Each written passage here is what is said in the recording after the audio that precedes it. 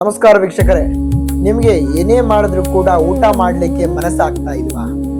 ಏನಾದ್ರೂ ನೀವು ಊಟ ಮಾಡ್ಬೇಕಾದ್ರೆ ಈ ತಪ್ಪುಗಳನ್ನ ಮಾಡ್ತಾ ಇದ್ರೆ ಹಿಂದೆ ನಿಲ್ಸಿ. ಏನಪ್ಪಾ ತಪ್ಪುಗಳು ಅಂತ ಹೇಳಿದ್ರೆ, ನೀವು ಊಟ ಮಾಡ್ಬೇಕಾದ್ರೆ ಮಧ್ಯದಲ್ಲಿ ಯಾರೋ ಕರೆದ್ರು, ಫೋನ್ ಬಂತು ಅಂತ ಎದ್ದೋಗುವಂಥದ್ದು ನಿಲ್ಲಿಸ್ಬೇಕು.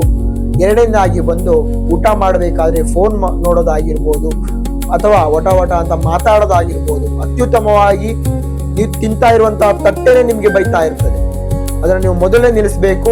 ನೀವು ನೆಮ್ಮದಿಯಾಗಿ ಮನಸ್ಫೂರ್ತಿಯಾಗಿ ಪ್ರಾರ್ಥನೆಯನ್ನು ಮಾಡಿಕೊಂಡು ನೀವು ಊಟ ಮಾಡ್ತಾ ಇದ್ರೆ ಸ್ವತಃ ಅನ್ನಪೂರ್ಣೇಶ್ವರಿ ದೇವಿ ನಿಮಗೆ ಒಲಿತಾರೆ.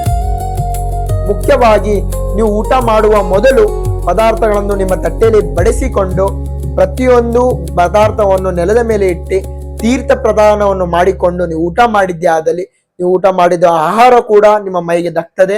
ಮತ್ತೆ ಅನ್ನಪೂರ್ಣೇಶ್ವರಿ ತಾಯಿಯೇ ನಿಮಗೆ ಸ್ವತಃ ಒಲಿತಾಳೆ. ಯಾವುದೇ ಕಾರಣಕ್ಕೂ ಕೂಡ ಎಲ್ಲೇ ಹೋಗ್ಲಿ, ಯಾವ ದೇಶಕ್ಕೆ ಹೋಗ್ಲಿ, ಯಾವ ಸ್ಥಳಕ್ಕೆ ಹೋದ್ರೂ ಕೂಡ ನಿಮಗೆ ಊಟಕ್ಕೆ ಆಗುವಂತ ಕೊರತೆ ಎಲ್ಲಿಯೂ ಕೂಡ ಆಗುವಂತದ್ದಲ್ಲ. ಇದರ ಬಗ್ಗೆ ಹೆಚ್ಚಿನ ಮಾಹಿತಿ ಬೇಕು ಅಂತ ಹೇಳಿದ್ರೆ ಕೆಳಗೆ ಕಾಣ್ತಾ ಇರುವಂತ ನಂಬರ್ ಕರೆ ಮಾಡಿ ಸಾಧ್ಯವಾದಲ್ಲಿ ನಮ್ಮನ್ನು ಭೇಟಿಯಾಗಿ. ನಮಸ್ಕಾರ.